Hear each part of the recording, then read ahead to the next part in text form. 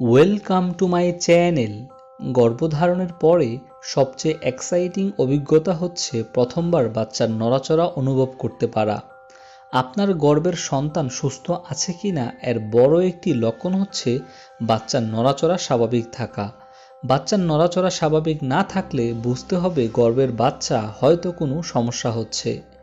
গর্ভধারণের বিভিন্ন সময় বাচ্চার নড়াচড়ার ধরন বিভিন্ন রকম হয়ে থাকে। বিশেষ করে গর্ভধারণের শেষ ৩ মাসে অবশ্যই একজন গর্ভবতী মা তার বাচ্চার নড়াচড়ার প্রতি লক্ষ্য রাখতে হবে।